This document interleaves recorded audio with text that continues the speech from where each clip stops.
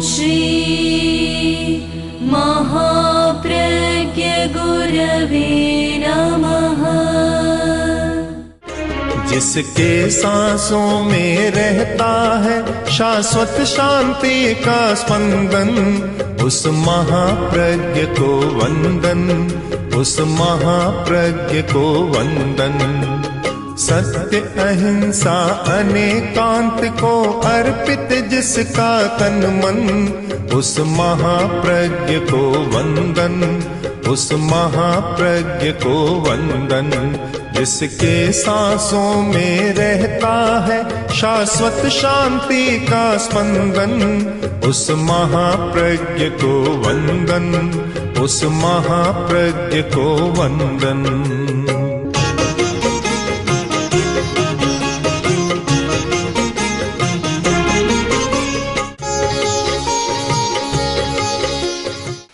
एक बार आचार्य तुलसी के पास एक साधु साधियों की गोष्ठी थी। गोष्ठी में यह प्रसंग आया कि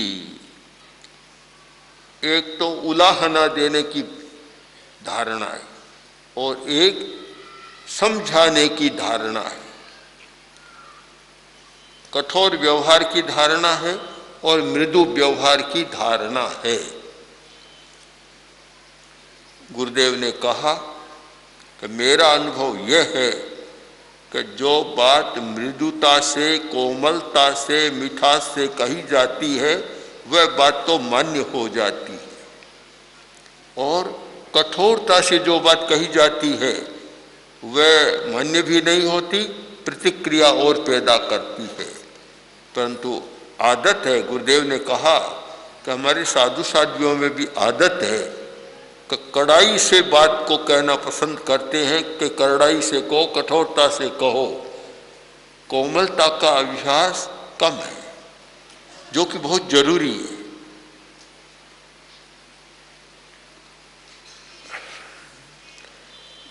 मृदु भाषा, मृदु वचन, यह विनम्रता का बहुत बड़ा सूत्र है। हमारी वाणी में मृदुता हो, एक शिष्टता भी है, शालीनता भी है, और कहने का तरीके का विकास भी है।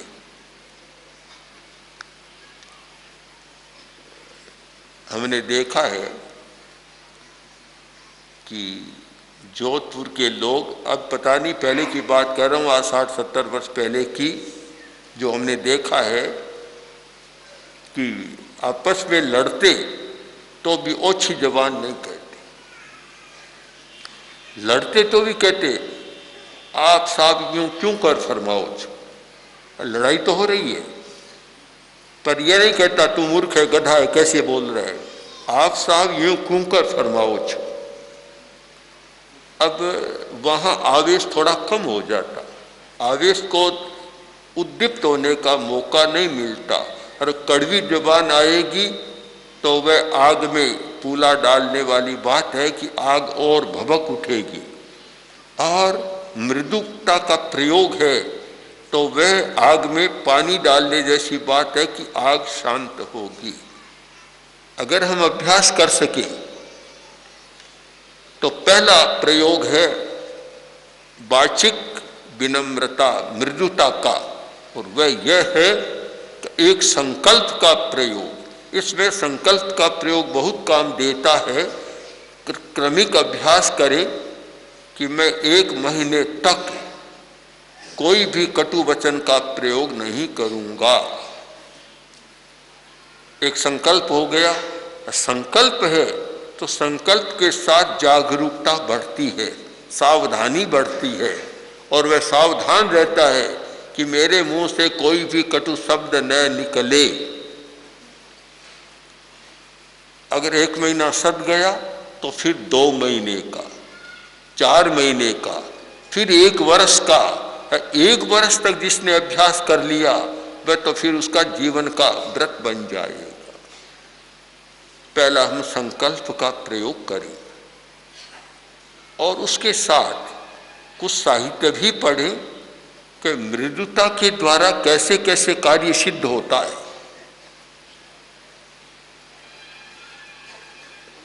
सर्विस करना है किसी के पास, और जाकर अकड़न में बोलेगा तो पहले ही छुट्टी कर देगा, रखेगा ही नहीं। और वही मृदुता से बात कहेगा, विनम्रता से, तो कभी कभी ऐसा होता है कि इतनी विनम्रता से बात बोलता है तो जरूरत नहीं है तो भी उसको रख लेता है। एक पुराने जमाने की बात है, एक सेठ, बड़ा धनी सेठ था, उसके पास एक राजपूत ठाकुर साहब आए। नौकरी की जरूरत थी, आए और सेठ ने पूछा कि क्यों आए हो? मैं आपकी सेवा में रहना चाहता हूं। सारी बात की, इतनी मधुरता के साथ बात की कि सेठ उनकी वाणी की मधुरता से मुग्ध हो गया और उन्हें रख लिया, जबकि आवश्यकता नहीं थी आदमी की, रख लिया। उसने पूछा कि सेठ जी, चाकरी सेवा क्या है, क्या काम करूं? देखिए ठाकुर साहब, कोई और काम नहीं है तो आप मुझे पानी पिला दिया करें। काम सौंप दिया। अब उसका राजपूत भाई का व्यवहार इतना मधुर, वाणी इतनी मधुर थी कि सेठ कभी अलग छोड़ता ही नहीं, अब निरंतर अपने साथ रखता। एक बार यात्रा पर जा रहा था सेठ, साथ में ठाकुर साहब भी थे। पुराने लोग जब यात्रा पर जाते तो पानी का वह घट जारी रखते थे, जारी। तो पानी था, रास्ते में पानी पूरा हो गया। अब गर्मी का मौसम था, पानी की जरूरत थी। तो ठाकुर साहब ने कहा, सेठ जी मैं थोड़ी देर गांव में जाकर आता हूँ। क्यों? कि पानी की जरूरत है, और कुआं सामने दिख रहा है, मैं जाकर अभी आ जाऊंगा। वहां गया, जैसे ही कुएं के पास गया और लोगों ने कहा, अरे कहाँ जा रहे हो? कि पानी लेने जा रहा हूँ। भूल मत करना, इस कुएं पर जो गया वह वापस नहीं आएगा, यहाँ तो मृत्यु निश्चित है, तुम यहाँ मत जाना। उसने कहा, अभी मुझे जरूरत है, मैं तो डरता नहीं हूँ, राजपूत हूँ, डरता नहीं हूँ, क्षत्रिय हूँ, और मौत आएगी तो देखूंगा, सामना करूंगा, कोई बात नहीं। मनाई करते करते भी वह तो चला गया। ऊपर गया, कुएं से पानी निकाला, और पानी निकाला, इतने में ही एक प्रेत आत्मा सामने आकर खड़ी हो जाती। और वह बोली कि पानी ले रहे हो यहाँ से? हाँ, तुम जानते नहीं कि यहाँ से पानी लेने वाला जब मेरे प्रश्नों का उत्तर न दे तब तक जा नहीं सकता। मेरे 2 प्रश्न हैं। बोलो कि पहला प्रश्न तो ये बोलो, मैं कैसा लग रहा हूं? तो ठाकुर साहब ने कहा कि देव, ये कौन सा प्रश्न आपका? जैसे इंद्र अपने आसन पर बैठकर लगता है तो आप अपने आसन पर बैठकर लगते हो। ये नहीं कहा कि भद्दे लग रहे हो, खराब लग रहे हो। सारा देवता प्रसन्न हो गया। दूसरा प्रश्न, हाथ में था शस्त्र हड्डियों का, ये कैसे लग रहा है? कि जैसे इंद्र के हाथ में अपना अस्त्र वज्र, वैसे ही आपका अस्त्र आपके हाथ में वज्र है। दोनों प्रश्न सुनार खुश हो गया। बोला कि तुम पानी ले सकते हो, और तुम्हारी मधुर वाणी पर मैं इतना मुग्ध हूं, मैं तुम्हें कोई वर देना चाहता हूं, मांगो, कोई बात मांगो, मैं देना चाहता हूं। तो ठाकुर बोला कि दिव्य आत्मन, मुझे कोई जरूरत नहीं है, मैं तो एक बात मांगना चाहता हूं कि यहाँ कोई पानी लेने आते हैं और आप उसे मार देते हैं, इसे बंद कर दें बस। क्यों मारते हैं आप? तो बोला तुम जानते नहीं हो मैं क्यों मारता हूँ। जो ही पानी लेने आता है मैं 2 प्रश्न पूछता हूँ, मैं कैसा लगता हूँ, तो आने वाला कहता है बहुत चुड़ैल भद्दा लग रहा है, और मेरे हाथ में कि ये तो हड्डियों का भद्दा शस्त्र तुम्हारे हाथ में है, ऐसा उत्तर मिलता है, मैं उसकी हत्या कर देता। तो उस ठाकुर साहब ने कहा कि दिव्य आत्मन, आप मुझे वरदान देना चाहते हैं तो मैं यही वरदान मांगता हूं कि अब कोई भी कुएं पर पानी लेने आए आप उसे दर्शन न दिया कर। कह दिया, बात हो गई और नीचे उतरा। गांव वालों ने कहा रे वहां जाकर कैसे आ गया, वहां मरता है कैसे आ गया? तो उसने कहा तुम अपने अज्ञान से मरते हो, तुम कटु वचन का प्रयोग करते हो इसलिए मरते हो। अगर मीठा बोलना सीख जाओ तो मरने की कोई बात ही नहीं है। सारी बात सुनाई और कहा अब निश्चिंत रहो, अब तुम पानी भर ला सकते हो, न तो तुम्हें वह देवता दर्शन देगा, न पूछेगा, न तुम्हारी हत्या हो। तो एक वाणी का ऐसा जादू है। लोग कहते हैं जादू, मैंने तो ये देखा है कि जो बोलना जानता है मधुरता है, ऐसा जादू है कि आज वशीकरण मंत्र से भी ज्यादा वशीकरण है, अपने वश में कर लेता है वाणी के कारण। तो हम इसका अभ्यास करें। पहला प्रयोग यह होगा कि मधुर बोलने का अभ्यास, और वह उसके लिए संकल्प का प्रयोग। संकल्प करें, 1 महीने का चाहे 1 दिन से शुरू करें, आज मैं कटु वचन का प्रयोग नहीं करूंगा।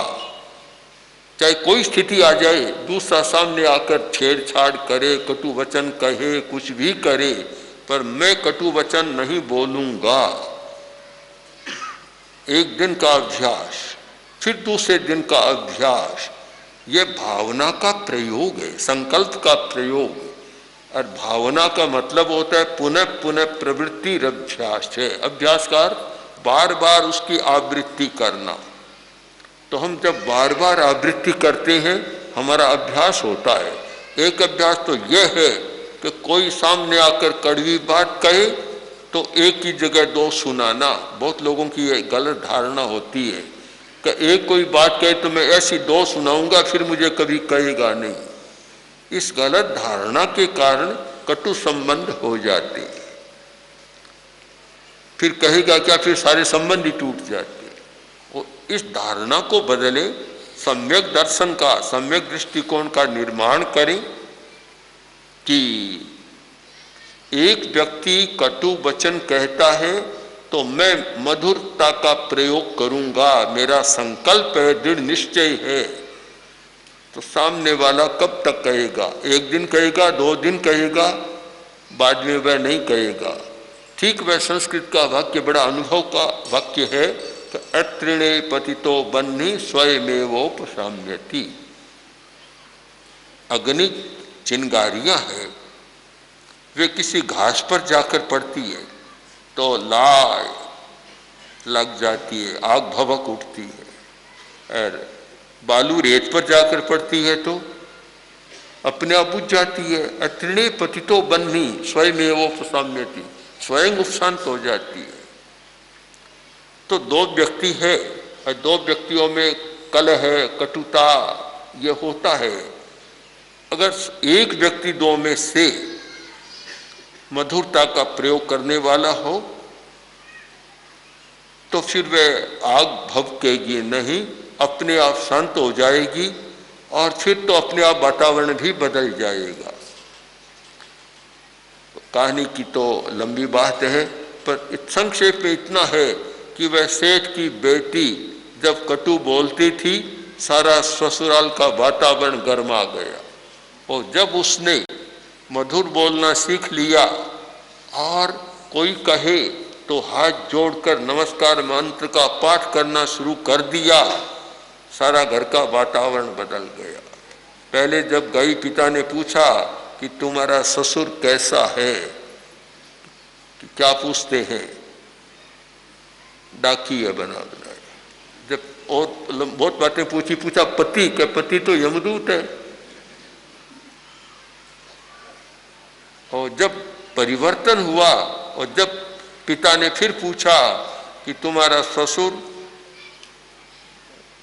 क्या पूछते हैं आप, आपसे भी ज्यादा अच्छा है पति, तो पति तो बना बनाया देवता है, देवता है। अब ये अनुभूति में अंतर क्यों आया? एक ही व्यक्ति की अनुभूति है। एक उस युवती ने पहले तो ससुर को डाकी बतलाया और पति को यमदूत बतलाया, और उसी ने जब अपना परिवर्तन कर लिया तो फिर ससुर को तो पिता से भी अच्छा और पति को देवता बना दिया। ये अनुभूति का अंतर क्यों? कि आदमी के व्यवहार के आधार पर अंकन का भी अंतर होता है। अपना व्यवहार अच्छा नहीं था तो उसे सब खराब लग रहे थे, और जब अपना व्यवहार उपशांत हो गया तो सब अच्छा लगने लग गया। तो इस पर हम विचार करें, संकल्प का प्रयोग करें। बड़ा महत्वपूर्ण है संकल्प। और हमने ये देखा है कि परिवर्तन के लिए अनुप्रेक्षा शायद सबसे अधिक कारगर है। अनुप्रेक्षा से बहुत परिवर्तन होता है, और अनुप्रेक्षा से परिवर्तन होता है ये आगम से भी सिद्ध है। अनुप्रेक्षा के बारे में जो उत्तराध्ययन में बतलाया गया बड़ा महत्वपूर्ण सूत्र है कि तिब्बाणुभावो मंदानुभावो करे। जो कर्म उदय में आने वाला है, चाहे क्रोध का, अहंकार का, और भी कोई कर्म उदय में आने वाला है और उसका विपाक तीव्र है, तीव्र विपाक के साथ वह उदय में आएगा। किंतु जब अनुप्रेक्षा का प्रयोग किया, मंदानुभाव, उसका अनुभव मंद हो जाएगा।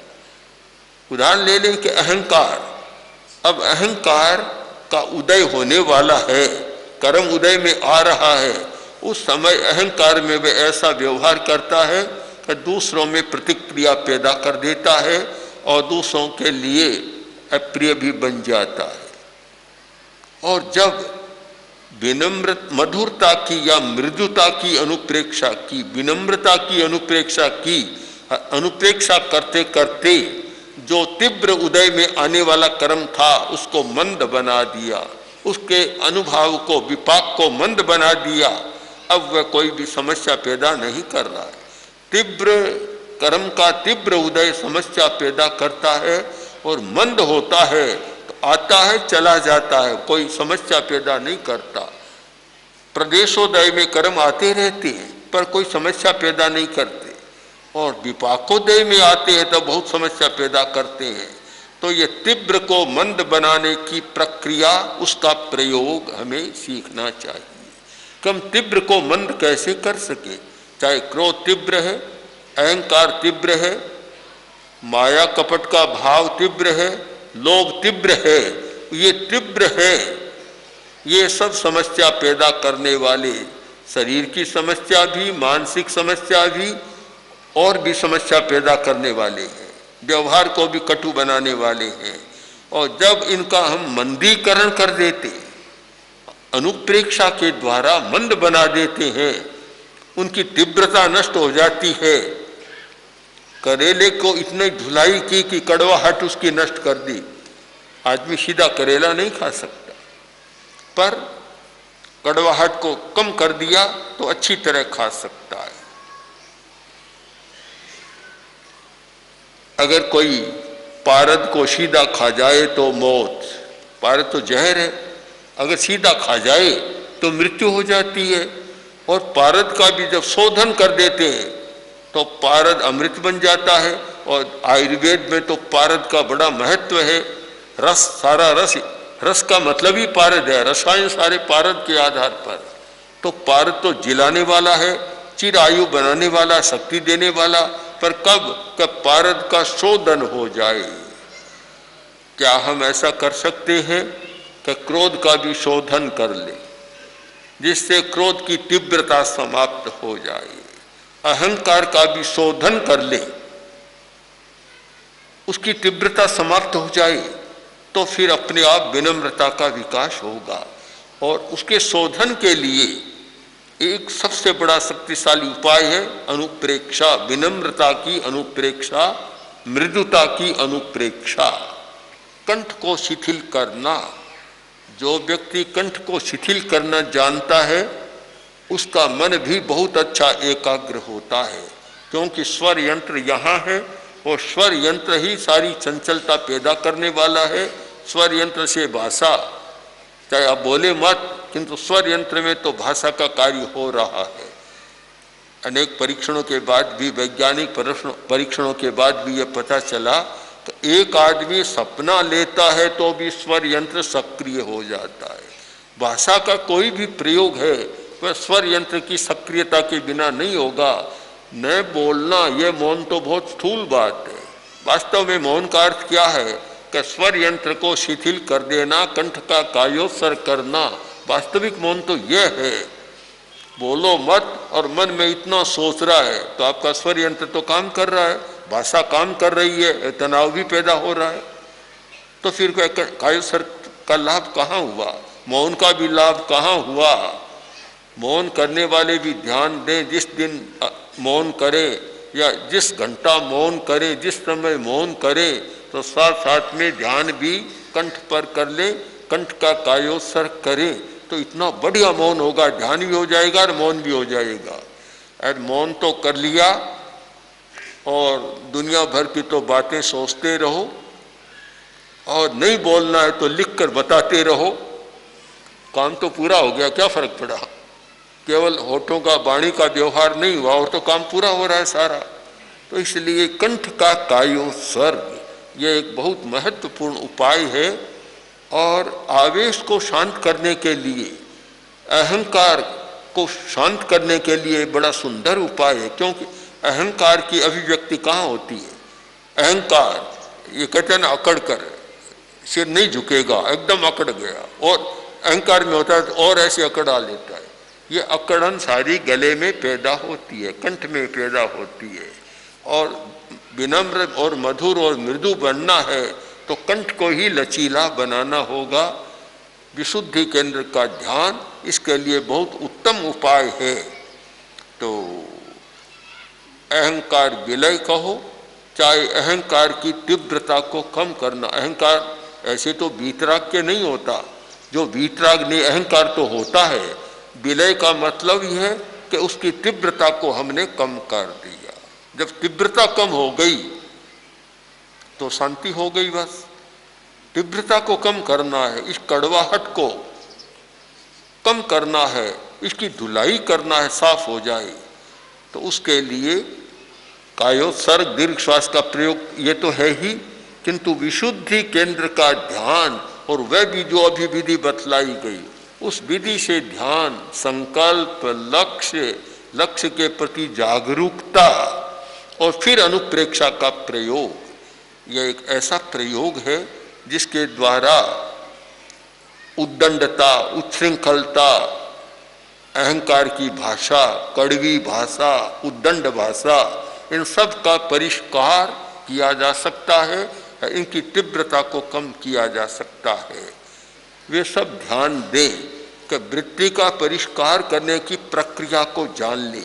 कोरा ध्यान करना ये तो साधन है ध्यान तो।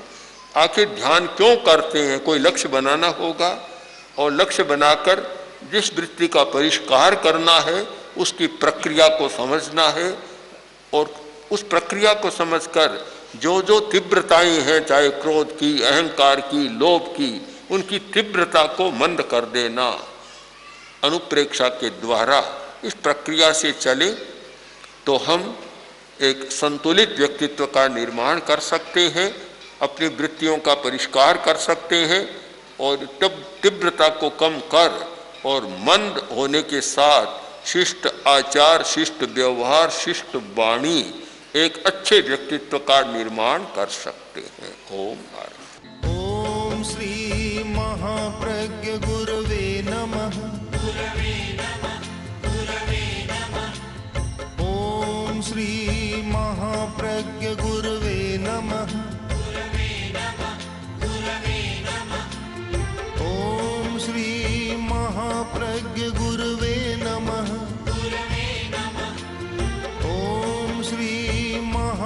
महाप्रज्ञ गुरवे